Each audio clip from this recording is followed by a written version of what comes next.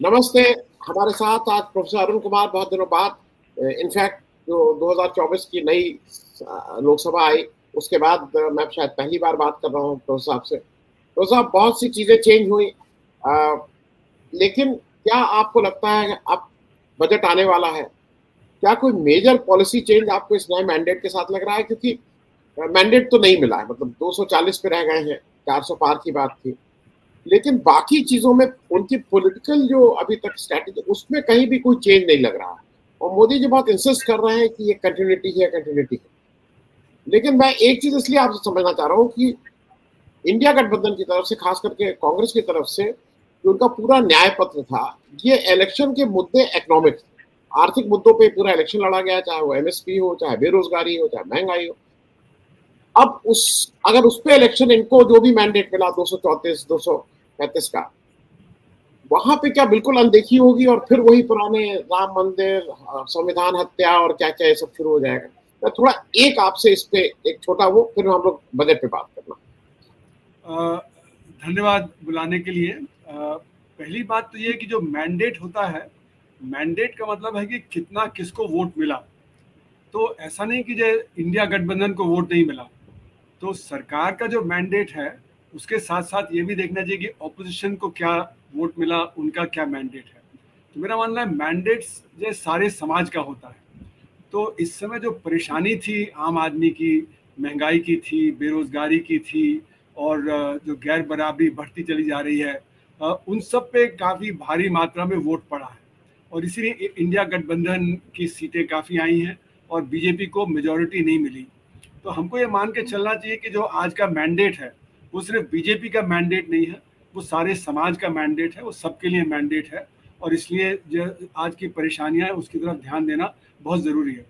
दूसरी बात ये मेरा मानना है कि जो वोट परसेंटेज जो पड़ा है जिस प्रकार से, तो बीजेपी का वोट परसेंटेज ज़्यादा घटा नहीं, लेकिन उसमें बदलाव आया है। दक्षिण भारत में उनका वोट परसेंटेज बढ़ गया, उत्तर भारत में उनका कम हो गया। और मेरा मानना है कि ये जो सिचुएशन आज आई है, उसके पीछे जो हमें देखना चाहिए वो ये कि आज की जो बड़ी बड़ी परेशानियां हैं वो क्या है और क्या मोदी जी उसकी तरफ ध्यान देंगे, क्योंकि उनको भी आगे भी जो अपना वोट लेना है, उनको आगे भी वो करना है। तो अभी जो ऑपोजिशन है, जो इंडिया गठबंधन है, उसने जमकर इस बार जो है कैंपेन किया, और खासकर जो मुद्दे थे, जो लोगों के मुद्दे थे, उन पे कैंपेन किया। जैसे कॉन्स्टिट्यूशन का मामला था, और जो आपने कहा हक की लड़ाई है उसके बारे में था। और हक के मतलब है कि आपके जो आमदनी ठीक होनी चाहिए, आपका रोजगार ठीक होना चाहिए, तभी तो आपको हक मिलेगा। तो इस सब को देखते हुए मेरा मानना है कि मोदी के ऑलरेडी दिख रहा है कि उनको रिएक्ट करना पड़ रहा है कि क्या हो रहा है समाज में। तो एक तो ये है कि वो गठबंधन है, तो बीजेपी वो नहीं कर सकता जो गठबंधन में होने पे करना पड़ेगा, उसको आंध्र प्रदेश और बिहार की भी बात सुननी पड़ेगी। और ये तो साफ है कि आंध्र प्रदेश ने कह दिया है कि आप इस तरह से नीतियां नहीं चला सकते जो सोशल सेक्टर में है, तो कुछ उस पर असर पड़ेगा उसका। उसी तरह मेरा मानना है पार्लियामेंट में जब ऑपोजिशन स्ट्रांग होके आया है तो वो भी जब प्रेशर डालेगा। और तीसरी बात यह है कि ऑलरेडी मुझे लगता है कि बीजेपी के अंदर और आरएसएस में भी ये बात आ गई है कि Modi is not the vote getter he was 5 years और 10 years बैक। तो वहाँ पे भी अंदर से चीज़ें बदलेंगी। और जब मोहन भागवत ने जो बयान दिया था कि ऑपोजिशन कोई दुश्मन नहीं है, तो ये भी एक बड़ी चीज़ है कि ऑपोजिशन को साथ लेके चलने की उन्होंने हिदायत दी है। तो मेरा मानना है कि मोदी जी अब ज़्यादा रेस्पॉन्सिव होंगे पब्लिक की तरफ। हालांकि वो उनके डीएनए में नहीं रहा है, पर क्योंकि आज की स्थिति ऐसी है और वो एक क्लेवर पॉलिटिशियन है, तो उनको ये चीज़ें रखनी पड़ेंगी। तो इसलिए मेरा मानना है कि जो उनकी नीतियां हैं उसमें अब बदलाव आएगा। और ये बजट दिखा रहा है, बजट जो आएगा वो दिखाएगा कि कितना बदलाव है। महाराष्ट्र के बजट में ऑलरेडी उन्होंने कई चीज़ें की हैं जो आम आदमी की तरफ उनका झुकाव दिख रहा है। तो ये बात सही है कि अभी तक जो नीतियां जो रही थी मोदी की, वो रही थी प्रो बिजनेस, जिनको हम सप्लाई साइड इकोनॉमिक्स बोलते हैं। वो डिमांड साइड इकोनॉमिक्स की जरूरत थी, लेकिन वो सप्लाई साइड इकोनॉमिक्स की तरफ ही ध्यान उनका गया।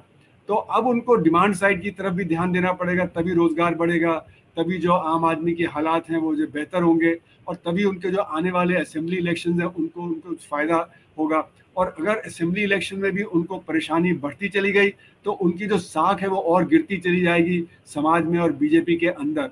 तो इसलिए मेरा मानना है कि बजट में जरूर कुछ ऐसी चीज़ें करेंगे जिससे कि उनको जो आम आदमी की भी सहायता मिले।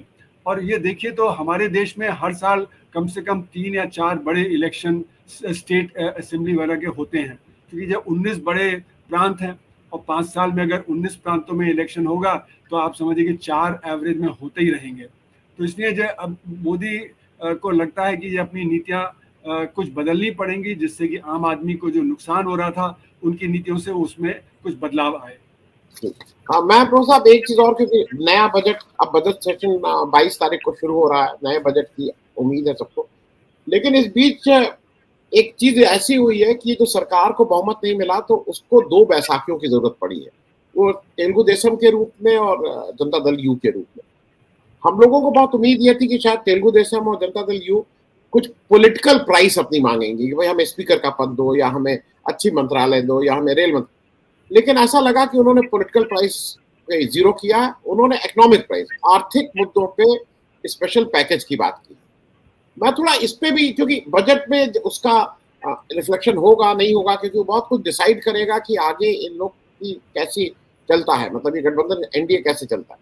मैं थोड़ा इस पे, क्योंकि अगर स्पेशल पैकेज जिस तरह के डिमांड किए गए हैं वो is it fair to the other states, या कैसे बैलेंस करेंगे उसको, अरुण भाई?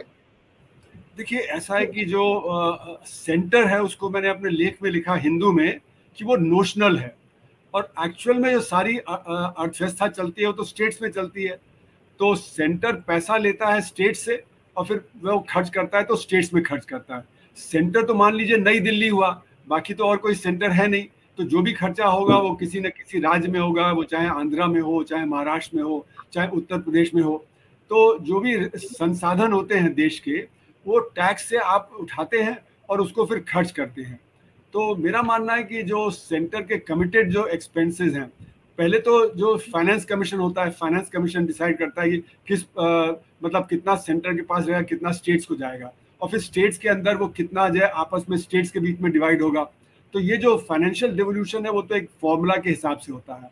उसके ऊपर कुछ सेंट्रली स्कीम्स होती हैं, तो 41% तो फाइनेंस कमीशन देता है, उसके ऊपर करीब 30% है जो सेंट्रली स्पॉन्सर्ड स्कीम्स हैं जिसके भी कुछ कायदे होते हैं। तो जो डिस्क्रिशन होता है सेंटर का वो 30% जो उसका एक्सपेंडिचर है उसमें होता है, और वहाँ पे पॉलिटिक्स खेली जाती है। और सबसे बड़ी बात तो ये, अब जो सेंटर ने भी एडमिट कर लिया है, जो मोदी हर जगह जाए कहते हैं डबल इंजन की सरकार। डबल इंजन की सरकार का मतलब है कि जो हमारी सरकार है वही प्रांत में सरकार आएगी तो हम उसको ज्यादा मदद करेंगे। तो ये एक पॉलिटिकल जो मतलब उस पर आता है, जो 30% का एक्सपेंडिचर है उस पर होता है। बाकी जैसे रूरल एम्प्लॉयमेंट गारंटी स्कीम है, पीडीएस वगैरह है, वहाँ पे भी सेंटर कुछ पॉलिटिक्स प्ले करता है। जैसे कि वेस्ट बंगाल ने शिकायत की, तमिलनाडु ने शिकायत की, कर्नाटक ने कि हमें टाइम पे पैसा नहीं मिला या हम पब्लिक डिस्ट्रीब्यूशन में उतना पैसा नहीं दे पा रहे। तो इसलिए जो अभी आपने बताया कि आंध्र प्रदेश और बिहार वो स्पेशल पैकेज मांग रहे हैं, तो अगर उनको 10-15 हज़ार करोड़ रुपया साल में देना पड़ा तो 45 लाख करोड़ के बजट में से वो दिया जा सकता है, क्योंकि इतना डिस्क्रिप्शन सेंटर के पास रहता है। और मुझे लगता है कि इसीलिए जो आपने कहा कि पॉलिटिकल जो डिमांड होनी चाहिए थी बिहार की या आंध्र प्रदेश की, कि वो कुछ स्पीकरशिप मांगते या कुछ और जो कैबिनेट में ज़्यादा इम्पोर्टेंट वो मांगते, उसकी जगह उनको लगा कि उनको अगर पैसा मिल जाएगा तो वो उनके लिए अपने राज्य में ज़्यादा ठीक रहेगा। तो इसलिए मेरा मानना है कि जैसे मोदी को भी ये लगा कि वो उनको मतलब एक तरीका हो जाएगा दिखाने का कि हम इतने ज़्यादा नहीं कंसेशन दे रहे हैं। लेकिन जो बजट आएगा उसमें पता लगेगा कि कितना अभी वो वहाँ पे अलॉट कर रहे हैं फंड्स को बिहार के लिए और आंध्र प्रदेश के लिए, और वो अलग अलग स्कीम्स में ज़्यादा अलॉट किया जा सकता है। तो जैसे कि अभी तक हो रहा है कि जैसे उत्तर प्रदेश में वो कह रहे हैं कि अब हम डिफेंस का हब बना देंगे, जबकि पहले बेंगलोर वगैरह में ज़्यादा डिफेंस का वो था। तो अगर डिफेंस का हब वो जो बनाएंगे यूपी में तो उससे इन्वेस्टमेंट आएगा, इन्वेस्टमेंट आने से तरक्की होगी। उसी तरह जैसे कि जो सेमीकंडक्टर जो चिप का मैन्युफैक्चरिंग प्लांट था वो महाराष्ट्र में ना लगा के वो गुजरात चला गया। तो इस तरह से सेंटर तरह तरह से मदद कर सकता है स्टेट्स की। तो इस तरह की मदद वो स्टेट्स की करेगा कि प्राइवेट सेक्टर को भी एनकरेज करेगा कि वहाँ पे ज़्यादा इन्वेस्ट करे, और दूसरा जो अपने बजट से भी अगर 15,000, 10,000, 15,000 करोड़ रुपए अतिरिक्त देना पड़ा तो वो भी निकाल के वो वहाँ पे दे सकता है। अब आपने बात की कि क्या वो बाकी प्रांतों के लिए फेयर होगा, तो ये मेरा मानना है कि हमारे देश में ये जो फिस्कल डिवोल्यूशन है उसके ऊपर से जो खर्चा होता है उसकी परेशानी तो शुरू से रही है। यानी कि वेस्ट बंगाल के जो वित्त मंत्री हुआ करते थे वो 1970s में कहते थे कि वेस्ट बंगाल को स्टेप मदरली ट्रीटमेंट मिल रहा है। तो ये बात तो शुरू से ही रही है कि जो सेंट्रल गवर्नमेंट होती है वो पॉलिटिक्स प्ले करती है, जो डिस्क्रिशनरी रिसोर्सेज है उसमें पॉलिटिक्स प्ले की जाती है, तो ये तो चलता रहेगा। जी जी। मैं प्रोफेसर साहब एक चीज और, क्योंकि डिफेंस हब की बात की और अभी इस पार्लियामेंट सेशन के बाद अग्निवीर पे बहुत ज्यादा बात हो रही, मैं इसलिए आपसे पूछना ये चाह रहा हूँ कि मुझे इतना ज्ञान नहीं था, लेकिन मैंने जब डेटा उठा के देखा तो पता ये लगा कि ये सरकार जो बार बार ये मोदी जी कहते हैं कि हमने इतना खर्च किया, हमने इतना खर्च किया, इससे पहले कोई डिफेंस में ध्यान नहीं देता था, लेकिन जो पिछले 10 साल का बजट है वो जीडीपी का 2.4% से 2.5 एक साल रहा है, बल्कि 2.4 2.4 के आसपास, जबकि 4.187 में था। नॉन एनडीए की सरकारों ने इससे ज्यादा हरदम खर्च किया है। तो ये मोदी जी का मतलब, मैं इसलिए इस बात को पूछ रहा हूँ कि एक रोना ये होता है कि अग्निवीर कैसे इसलिए कर रहे हैं क्योंकि ये पैसा नहीं है, इतना सैलरीज में जाता है, लेकिन आप जब बजट एलोकेशन का 2.4% रखे हैं तो ये कहीं ना कहीं आपको मिसमैच नहीं हो रहा है? मैं इसलिए पूछ रहा हूँ आपसे। देखिए ऐसा है कि डिफेंस का बजट जो होता है उसको नॉन प्रोडक्टिव एक्सपेंडिचर बोला जाता है। तो जहाँ तक कोशिश करनी चाहिए कि हमारे संबंध अपने जो नेबर्स हैं, जो हमारे पड़ोसी सरकारें हैं, वहाँ से हम अच्छे रिश्ते बना के रखें जिससे कि हमारा डिफेंस एक्सपेंडिचर कम हो। पर अगर हमारे रिश्ते अच्छे नहीं है, जैसे इस समय चीन के साथ है, पाकिस्तान के साथ है, तो हमें फिर डिफेंस एक्सपेंडिचर पे खर्चा करना पड़ेगा। लेकिन देखा अक्सर ये गया है कि जितना जो एलोकेशन होता है डिफेंस के लिए, खासकर कैपिटल आइटम में, उतना खर्च हो नहीं पाता, क्योंकि जो हमारे जो प्रोक्योरमेंट है डिफेंस के जो आर्मामेंट्स वगैरह का, वो अक्सर उतना हो नहीं पाता है, उसमें बहुत ज़्यादा डिले होती है। जैसे अभी आपने देखा कि राफेल के डील में पहले 136 जहाज मंगवाने थे, फिर अंत में हमने सिर्फ 36 ही हवाई जहाज लिए। और आज परेशानी ये है कि हमें 42 स्क्वाड्रन चाहिए एयरफोर्स के, लेकिन आज हमारे पास 32 स्क्वाड्रन ही हैं, और क्योंकि मिग 21 को अब जो है फेज आउट करना है तो वो धीरे धीरे घट के 26 रह जाएगा। और जो हमारा LCA का प्रोक्योरमेंट है वो उस तरह से हो नहीं रहा है जिस तरह से सोचा गया था पिछले 20-30 साल से कि LCA जो रिप्लेस कर लेगा ये जो मिग 21 वगैरह है जिनको फेज आउट करना है। तो इसलिए मेरा मानना है कि हमारा जो कैपिटल आइटम एक्सपेंडिचर है जो मिलिट्री का, उसमें हम उतना खर्च कर नहीं पाते जितना करना है। और वो सब तरह से, चाहे वो हमारा एयरक्राफ्ट कैरियर है, चाहे वो सबमरीन का बिल्डिंग का है, चाहे वो एयरक्राफ्ट बिल्डिंग का है, वो चाहे जो क्लाशनिकोव राइफल्स का है जिसका प्लांट अभी जो अमेठी में जो प्रोडक्शन अभी जिसका शुरू हुआ, नहीं तो हम 1970s की राइफल से ही काम चला रहे थे अभी तक, अपनी जो ईशापुर राइफल है उसी से काम चला रहे थे। तो इसलिए मेरा मानना है कि डिफेंस का जो मामला है वो बड़ा पेचीदा है कि कितना हमें खर्च करना चाहिए, कितना उससे बचा के हमें डेवलपमेंट में लगाना चाहिए। और जो एम्प्लॉयमेंट की बात है तो अग्निवीर में उन्होंने इसलिए किया कि पेंशन नहीं देनी पड़ेगी, 4 साल में रिटायर कर देंगे, और उनको लगता है कि इससे जब बाद में, क्योंकि पेंशन तो अग्निवीर में है नहीं और पेंशन का बर्डन ही उनको लगता है कि ज़्यादा बढ़ रहा है, तो इसलिए ये अग्निवीर को इसलिए लाए हैं जिससे कि जो खर्चा है, जो करंट एक्सपेंडिचर है, जो वो थोड़ा कम हो जाए। तो सवाल ये होता है कि हम रिसोर्सेज कितने हैं हमारे पास। रिसोर्सेज हमारे पास कम इसलिए क्योंकि काले धन की अर्थव्यवस्था बहुत है। काले धन की अर्थव्यवस्था के चलते हुए हमारे जो समाज में जो संसाधन आने चाहिए सरकार के पास वो कम आ रहे हैं, और इसीलिए हमारा डेफिसिट बढ़ा हुआ है। तो अगर हम काले धन की अर्थव्यवस्था पे अंकुश लगा पाते तो हम डिफेंस पे भी ज़्यादा खर्च कर पाते और अपने शिक्षा और स्वास्थ्य पे भी ज़्यादा खर्च कर पाते, तो डेवलपमेंटल एक्सपेंडिचर भी बढ़ा सकते थे। और जो हमारी आज की परेशानी है R&D की खासकर परेशानी है, क्योंकि हम उतने उन्नत इक्विपमेंट नहीं मैन्युफैक्चर कर पा रहे हैं, इसलिए हम सबसे ज़्यादा बड़े इम्पोर्टर हैं। और इम्पोर्टर होने के नाते हो ये रहा है कि हम रूस से भी इम्पोर्ट करते हैं और वेस्ट से भी इम्पोर्ट करते हैं। हमारा 60% जो इक्विपमेंट है वो रूस का है, वहाँ से सुखोई और बाकी सब एयरक्राफ्ट वगैरह आए हुए हैं। तो हमारी जो इंडिपेंडेंस है वो निर्भर करेगी कि हम R&D पे कितना खर्च कर रहे हैं, हम अपने शिक्षा स्वास्थ्य पे कितना खर्च कर रहे हैं, उससे तो इसलिए मेरा मानना है कि जो वो डेवलपमेंटल एक्सपेंडिचर है उसको बढ़ाने की जरूरत है। अब वो डेवलपमेंटल एक्सपेंडिचर हम बढ़ा नहीं रहे, हम शिक्षा पे बार बार कटौती कर देते हैं। जो कहा गया था कोठारी कमीशन की रिपोर्ट में 1968 में कि 6% जीडीपी का पब्लिक एजुकेशन पे खर्च होना चाहिए, हमने कभी 4% से ज़्यादा नहीं खर्च किया। स्वास्थ्य में हमें 3% खर्च करना चाहिए कम से कम पब्लिक हेल्थ पे, हमने कभी 1.3% से ज़्यादा नहीं किया। R&D में हम 0.7% खर्च कर रहे हैं।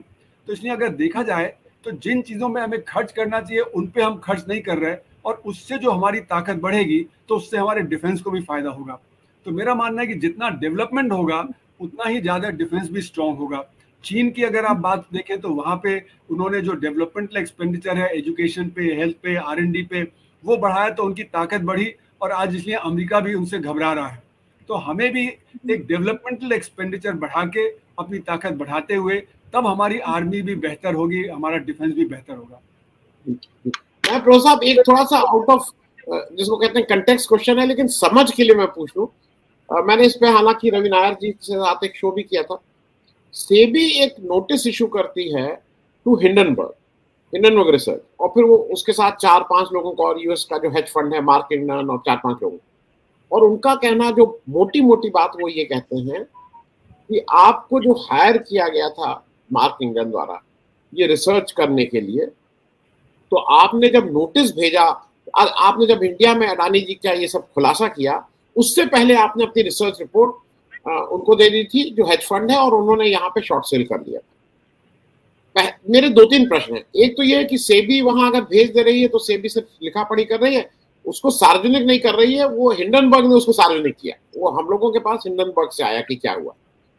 दूसरा, भाई ये तो उनका काम है, वो नोन है कि वो शॉर्ट सेलिंग करते हैं, ये भी एक बिजनेस का उनका धंधा है कि वो पहले मार्केट जब गिरती है तो उसमें वो पैसा बनाते हैं।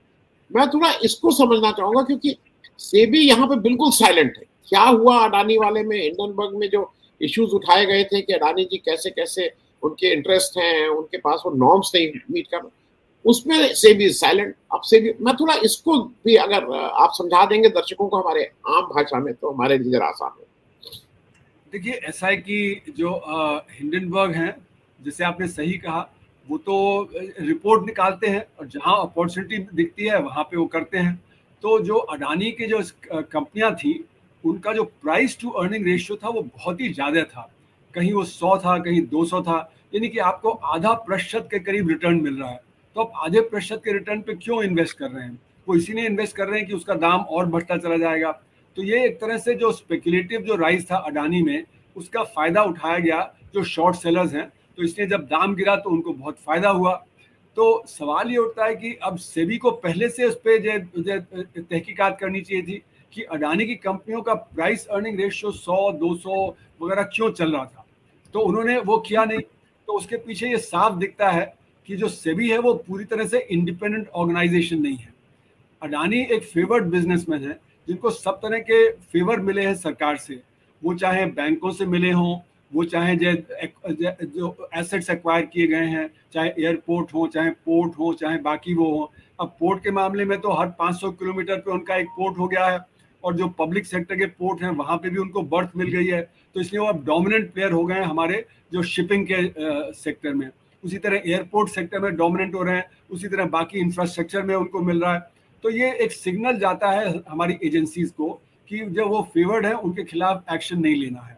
तो सेबी जो है वो उनको बचाने में एक तरह से लगा हुआ है। वो कोशिश उसकी ये है कि वो किसी न किसी तरह से, अब वो हिंडनबर्ग को ही ब्लेम कर रहे हैं, तो हिंडनबर्ग ने तो यही पॉइंट आउट किया था कि उनको जो लोन ज़्यादा है, उनका इक्विटी कम है, उनका प्राइस अर्निंग रेशियो ज़्यादा है, ये जो चीज़ें हैं जो मतलब जिसकी वजह से उनको फ़ायदा हो रहा था, उसी को पॉइंट आउट किया। तो उसमें कोई गलत नहीं किया उन्होंने। अब सेबी उनको नोटिस दे रहा है कि आपने शॉर्ट सेलिंग किया या आपने शॉर्ट सेलिंग में मदद किया। तो जो ये सब बात है सेबी की अपने आप ही मेरा मानना है कि गलती है कि सेबी को पहले ही जो सही ढंग से ऑटोनमस तरीके से अडानी के और बाकी और जो शेयर में जो स्पेकुलेशन चल रहा था उसकी तरफ ध्यान देना चाहिए था, उसकी तरफ ध्यान नहीं दिया। तो सेबी एक्चुअली काफ़ी मेरा मानना है कमज़ोरी है वहाँ पे सेबी में। तरह तरह से इनसाइडर ट्रेडिंग है, इनसाइडर ट्रेडिंग की जो खबरें आती रहती हैं वहाँ पे भी कितना एक्शन ले पाती है सेबी, ये भी देखना है। तो सेबी में जो पिछले जो चेयरमैन थी उनके खिलाफ तो एक्शन ही हुआ कि उन्होंने जो कुछ फेवर्ड जो ब्रोकर थे उनको जो फ़ायदा पहुंचाया बाय हर एक्शंस। तो इस तरह से मेरा मानना है कि सेबी कोई इंडिपेंडेंट ऑर्गेनाइजेशन नहीं है, वो सरकार के प्रेशर में काम करती है। तो जैसे कि बाकी हमारी जो ऑटोनोमस ऑर्गेनाइजेशन होनी चाहिए, उसी तरह से यहाँ पे भी ऑटोनोमस होना चाहिए, लेकिन नहीं है। ऑटोनोमस ऑर्गेनाइजेशन से मेरा मतलब है कि जो इंडिपेंडेंट स्टैंड लेना चाहिए। तो हमारे देश में फ्यूडलिज्म बहुत है, जहाँ पे लोगों को स्टैंड लेना चाहिए वहाँ लोग स्टैंड नहीं लेते हैं और वो झुक जाते हैं जो सरकार के दबाव में। तो सेबी भी सरकार के दबाव में झुक जाती है, और इसीलिए जो हमारे जो स्टॉक मार्केट में तरह तरह की परेशानियां आती रहती हैं, और वो परेशानियां जो है अगर सेबी जो ढंग से काम करे तो वो परेशानियां आम आदमी के लिए नहीं आएंगी। तो जैसे कि अभी सेबी में अगर आप देखें तो जो शेयर्स होते हैं, अभी ये एक स्टोरी भी आई कि जो डड शेयर्स होते हैं, वो डड शेयर्स से लोगों का जो डीमैट अकाउंट है उसमें परेशानी आती है। अब सेबी ने उसके कोई कदम नहीं उठाया। उसी तरह जब कोई की डेथ हो जाती है तो आपको जो है वो शेयर ट्रांसफर करने पड़ते हैं। तो इतना ज़्यादा कॉम्प्लिकेटेड कर दिया है उसको कि जो वो जो लोग जो है आसानी से ट्रांसफर नहीं कर पाते हैं। और फिर उसमें जो आरएनटी जो एजेंट्स हैं जो ट्रांसफर करते हैं, जो रजिस्ट्रार और ट्रांसफर एजेंट्स आरएनटी बोलते हैं, वहाँ पे ऐसे ऐसे लोग रखे हैं जो खत ही नहीं पढ़ते हैं, जो आप खत डाले भी तो उसको पढ़ते नहीं है। फिर जो IEPF है, जो मतलब इन्वेस्टर प्रोटेक्शन के जो आपके अगर काफ़ी समय से इनएक्टिव शेयर्स थे तो वो IEPF में वो डाल दिए जाते हैं, तो वहाँ पे भी साल 2 साल लग जाता है वो शेयर्स को ट्रांसफ़र कराने में। तो तरह तरह से जो एजेंसीज बनाई गई हैं, वो चाहे IEPF हो चाहे वो सेबी हो, वो जो ढंग से काम नहीं करती हैं, क्योंकि वो हरदम दबाव में काम करती हैं, वो इंडिपेंडेंटली नहीं काम करती हैं। तो इंडिपेंडेंट नहीं काम करने से ये परेशानी बढ़ती जाती है। प्रोफेसर साहब, मैं एक व्यक्तिगत बात इसलिए बता दूं कि लोगों को पता लग जाए, इतना कॉम्प्लिकेटेड है। मैंने एक NPS नाम की चीज होती है, नेशनल पेंशन स्कीम, उसमें कहा जाता था कि आप अपनी लिमिट से ऊपर 50,000 या इतना कर देंगे तो एक्स्ट्रा आपको इनकम टैक्स में राहत मिलेगी। वो मैंने किया, फिर मुझे एक स्टेज पे समझ में आया कि इसका कोई मतलब नहीं है, मैं इसको निकाल लूँ। वो 4-5 लाख रुपया है। जब मैं निकालने के लिए 1 साल से कोशिश कर रहा हूँ, अब फाइनली उन्होंने बताया कि आप अपना, आपकी मदर का नाम उसमें नहीं है तो वो दीजिए। मदर का नाम दे दिया। अब कह रहे हैं कि मदर का बर्थ सर्टिफिकेट दीजिए। मेरी माँ को मेरे 25 साल हो गए, मेरी माँ को पैदा हुए 100 साल से ऊपर हो गए थे। अब मैं उनका बर्थ सर्टिफिकेट कहाँ से लाऊं? अब वो कह रहे हैं बर्थ सर्टिफिकेट के बिना हम नहीं देंगे। अब मैं भैया डेथ सर्टिफिकेट दे सकता हूँ। मैं सिर्फ कहना ये चाह रहा हूँ प्रोफेसर कि हमारे यहाँ जो ये कानून बनते हैं वो एंटी कंज्यूमर बन रहे हैं। मैं उसी पे मेरा एक प्रश्न और है। आज ही के पेपर में कि retail inflation jumps to 5% in last 4 months, महंगाई बढ़ रही है। और दूसरी तरफ हम देख रहे हैं शेयर मार्केट कहाँ बूम कर रहा है भाई। मतलब हम जो आम आदमी है उसको सब चीजें महंगी नजर आ रहे हैं, उसको घर चलाना मुश्किल है। उधर वो शेयर मार्केट एक इंडिकेटर दिखा रहा है कि ऑल टाइम हाई, अभी वो दुगना। मैं थोड़ा इस दोनों में रिलेशनशिप में आपसे एक चीज, क्यों ऐसा? देखिए, महंगाई बढ़ने का मतलब होता है कि दाम बढ़ रहे हैं और आपकी आमदनी से ज़्यादा दाम बढ़ रहे हैं, तो इसलिए आपकी जो रियल परचेजिंग पावर है वो गिर जाती है। तो जो बिजनेस वाला है उसको फायदा होता है। अगर कल चीनी 10 रुपए की बिक रही थी, आज 15 की बिक रही, तो आपकी जेब से 15 रुपए जा रहा है, पहले 10 रुपए जा रहा था, वो 5 रुपए उसकी जेब में जा रहा है। तो क्योंकि उत्पादन तो बढ़ ही रहा है, अगर उसमें जो वर्कर है उसका शेयर गिर रहा है तो जो बिजनेस वाला है उसका शेयर बढ़ रहा है। तो इसलिए जो बिजनेस वाला है उसको इन्फ्लेशन से फायदा होता है, जो वर्कर है और खासकर जो असंगठित क्षेत्र में है उसको नुकसान होता है, क्योंकि उसकी रियल परचेजिंग पावर गिर जाती है। और जो वर्कर है वो तो शेयर मार्केट में इन्वेस्ट नहीं करता। आज भी जैसे कहा जाता है कि 8-9 करोड़ डीमैट अकाउंट हैं, तो ये 8-9 करोड़ किसके पास हैं? ये ज़्यादा हमारे 3-4% जो पॉपुलेशन है उसी के पास है। तो ये 3-4% पॉपुलेशन के पास ज़्यादा जो आमदनी है वो बिजनेस की आमदनी है, या वो जो प्रोफेशनल्स हैं, डॉक्टर्स हैं, लॉयर्स हैं, ये सब हैं जो कि अपने जो तनख्वाह जो अपने दाम बढ़ा देते हैं सर्विसेज के।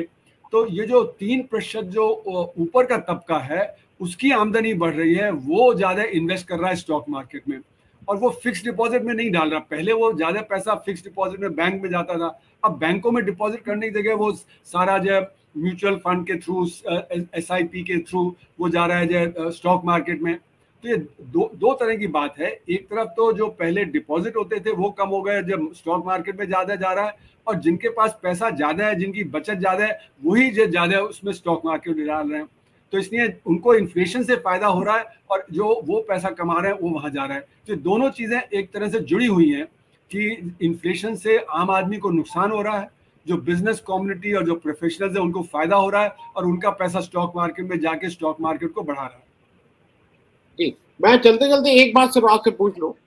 मैं इसलिए क्योंकि इस चुनाव में एक मुद्दा और उठा था, लेकिन अब वो लोग उसको, अमित शाह साहब और मोदी जी ने, अमित शाह जी ने साफ साफ कहीं उसमें कहा, मोदी जी ने भी कहा कि आप लोग शेयर खरीदिए, शेयर खरीदिए, शेयर खरीदिए। और 3 जून को 2.5 मतलब अनप्रेसिडेंट वो बढ़ी है मार्केट, और नेक्स्ट डे धड़ाम हुई है। और ये बिल्कुल साफ साफ हो गया है कि ये एक तरह से इनसाइडर ट्रेडिंग जैसे थी लोगों में। अगर देश का गृह मंत्री कह रहा है, प्रधानमंत्री कह रहा है शेयर खरीदिए, और फिर मैं इस पे एक टिप्पणी चाहूंगा, क्योंकि ये इनकी जिम्मेदारी है, और बहुत से लोगों ने इसमें बहुत खोया है, बहुत से लोग इसमें मतलब बेवकूफ बने हैं। इस पे एक टिप्पणी चाहूंगा, हाउ फेयर इट वाज। देखिए, जो स्टॉक मार्केट होता है उसके जो प्राइस मूवमेंट होते हैं वो एक्सपेक्टेशन पे चलते हैं। देखिए, रोज कुछ चीज बदलती नहीं है, एक्सपेक्टेशन बदलते हैं, है ना। मतलब जो फैक्ट्री आज उत्पादन कर रही है, समझिए किसी भी कंपनी की है, वो कार बना रही है, वो टूथपेस्ट बना रही है, तो ऐसा तो नहीं कि आपने सडनली एकदम से दुगनी कारें बना दी या टूथपेस्ट दुगना बना दिया। तो ये एक्सपेक्टेशन होता है कि आगे चल के क्या होगा, क्या आगे चल के और बढ़ेगा या और घटेगा। अगर बढ़ेगा तो आप बुल हो जाते हैं, आप खरीद लेते हैं। अगर आपको लगता है कि आगे जाके घटेगा तो आप बेयर हो जाते हैं, आप जब उसको बेच देते हैं। तो ये जो एक्सपेक्टेशन थी कि ये मोदी को 400 पार, ये जो एक बात जो चल रही थी उस समय कि वो हम आएंगे तो हम सब कुछ कर देंगे, हम उन्नत देश बन जाएंगे, हम तीसरी बड़ी अर्थव्यवस्था बन जाएंगे, हम तो 5वीं बड़ी अर्थव्यवस्था बन गए हैं, वगैरह वगैरह। तो उससे एक एक्सपेक्टेशन ये थी कि जो सरकार आएगी तो मोदी की सरकार आएगी और खूब स्ट्रांग होके आएगी, और वो फिर सारी जो प्रो बिजनेस पॉलिसीज है उन्हीं को आगे करेगी। तो इसलिए इन्होंने कहा कि आप तो स्टॉक मार्केट में खरीद लो, जिससे कि आपको जो बहुत फायदा होगा, क्योंकि आगे चल के तो और ज्यादा दाम बढ़ने वाले हैं। तो इसलिए जब वो एग्जिट पोल आए तो एग्जिट पोल ने ये दिखाया कि जो मोदी की सरकार में सचमुच इतना आ रहा है। पहले बीच में अगर आपको दिख रहा था तो बड़ी कंफ्यूजन हो रहा था कि 400 पार की बात नहीं चल रही थी। मोदी ने सडनली जो एक सेकुलर जो कैंपेन था, मोदी की गारंटी और ये सब, उसको छोड़ के उन्होंने हिंदू मुस्लिम और ये सारा चीज करना शुरू कर दिया था। तो उससे लग गया था कि उनको भी लग रहा है कि उनकी 400 नहीं आ रही। तो एग्जिट पोल जो है, एग्जिट पोल इतने गड़बड़ निकले कि वहां पे वो सब दिखा रहे हैं कि आप तो 400 पार होने वाले हैं। तो इसलिए तुरंत उन्होंने खरीदना भी शुरू कर दिया, और इसलिए जैसे ही जब एक्चुअल रिजल्ट आए तो धड़ाम से गिरा। और फिर उसके बाद आप देखेंगे 4 दिन बाद वो फिर बढ़ गया, क्योंकि जैसे ही ये लगा कि मोदी अब वापस आ रहे हैं तो फिर वापस वो बढ़ गया। तो इसमें जो खरीद बेच में, स्पेकुलेटिव खरीद बेच जो हुआ, उसमें लोगों को नुकसान हुआ, क्योंकि जो लोग बड़े होते हैं वो डिसाइड करते हैं मार्केट किधर चलेगा, और जो छोटे होते हैं उनको फॉलो करना पड़ता है। जब तक वो फॉलो करते हैं तब तक उनको नुकसान हो जाता है। तो इसलिए स्टॉक मार्केट जो है वो बड़े बड़े प्लेयर्स चलाते हैं। तो इसलिए मैंने अभी एक लेख लिखा था जिसमें मैंने कहा था कि स्टॉक मार्केट को कंट्रोल करने वाले 0.1% लोग हैं। ये 0.1% जो बड़े बड़े जो ऑपरेटर्स हैं, ये मार्केट को कंट्रोल करते हैं, और उसके पीछे 1% जो है, जो अमीर लोग हैं, वो कुछ फायदा उठा लेते हैं। लेकिन उससे आगे जो 4% और हैं जो आज स्टॉक मार्केट में इन्वेस्ट कर रहे हैं, जो छोटे छोटे हैं, किसी का 2 लाख 5 लाख वगैरह है, वही फंस जाते हैं। उन्हीं को जो है आगे चल के नुकसान होता है। तो हमने बार बार देखा, हर्षद मेहता के समय देखा, फिर जो ये .com बूम के समय देखा, बाकी जो फाइनेंशियल क्राइसिस के समय देखा कि छोटे जो निवेशक हैं वही फंसते हैं, उन्हीं का ज्यादा नुकसान होता है, क्योंकि बड़े वाले तो पहले निकल जाते हैं या पहले वो खरीद लेते हैं। तो इसलिए ये एक चक्कर है। अब बजट आने वाला है, अब बजट से भी यही अब एक्सपेक्टेशन है, इसलिए आप देखेंगे आज स्टॉक मार्केट इतना बढ़ा हुआ है। पर बजट में क्या सपोर्ट मिलेगा, क्या सपोर्ट नहीं मिलेगा, वो देखने वाली बात है। क्योंकि इस समय जो परेशानी आम आदमी की है वो बेरोजगारी है, वो दाम बढ़ने की है। तो इस पे अगर जो सरकार अंकुश लगाती है और जो सपोर्ट देती है जो आम आदमी को, तो वो उसका पॉलिटिक्स होगा। लेकिन जो इकोनॉमिक्स होगा उसमें देखना पड़ेगा कि कितना बड़े बड़े बिजनेसमैन वगैरह हैं, उनको कितना फायदा मिल रहा है। डॉक्टर साहब, बहुत बहुत धन्यवाद बात करने के लिए। और मेरे ख्याल में हम सब लोगों की उम्मीद है भाई बजट कैसा आ रहा है, और एक आम आदमी की तो उसके लिए बजट का मतलब कि इनकम टैक्स में उसको कितनी रिलीफ मिले। मैं उन लोगों की बात कर रहा हूँ जो शहर में रहने वाले मध्यम वर्गीय हैं, जो ओपिनियन मेकर्स हैं। नहीं, देखिए, इनकम टैक्स देने वाले जो हैं वो हमारे देश में बहुत कम है। मतलब 1.1% जो इफेक्टिव टैक्स पेयर है, 1.5 करोड़, हाँ, 140 करोड़ में से 1.5 करोड़ इफेक्टिव टैक्स पेयर है। उसके ऊपर जो है करीब 2.5 करोड़ और जो है वो कुछ टैक्स देते हैं, और उसके ऊपर जो है बाकी वो जो नील रिटर्न फाइल करते हैं या बहुत कम टैक्स होता है उनका। तो इसलिए हमारा इनडायरेक्ट टैक्स ज्यादा इफेक्ट करता है मिडिल क्लास को, न कि डायरेक्ट टैक्स। तो जो ये एक हवा बनाई जाती है अखबारों के थ्रू या मीडिया के थ्रू कि डायरेक्ट टैक्स से मिडिल क्लास को बहुत फायदा होगा, मेरा मानना है मिडिल क्लास को इनडायरेक्ट टैक्स कम करने से ज़्यादा फायदा होता है बनिस्बत डायरेक्ट टैक्स। डायरेक्ट टैक्स कम करने से फायदा तो अमीरों को ज़्यादा होता है, उनको ज़्यादा छूट मिलती है। जो मिडिल क्लास है वो उसको इतनी छूट नहीं मिलती है डायरेक्ट टैक्स से।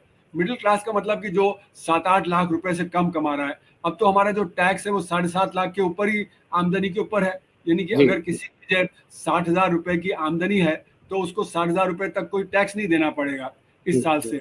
तो 60,000 तो मतलब ज्यादातर मिडिल क्लास के लोग हैं तो टैक्स में उनको कोई फर्क नहीं पड़ने वाला।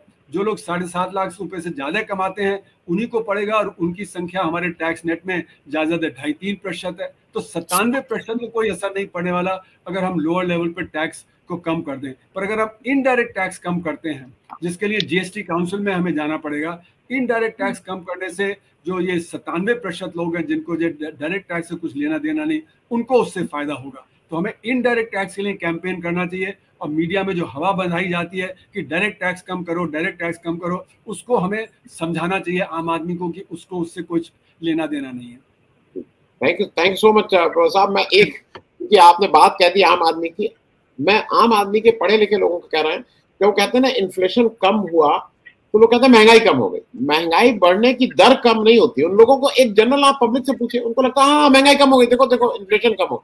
महंगाई बढ़ने की दर कम होती है, लेकिन आम आदमी को लगता है कि महंगाई, और ये नेता लोगों का दाम में और दाम बढ़ने की दर में फर्क है। जी मतलब कि दाम बढ़ने की दर कम हो गई, मतलब ये नहीं कि दाम गिर गए, दाम अभी बढ़ रहे हैं लेकिन कम बढ़ रहे हैं।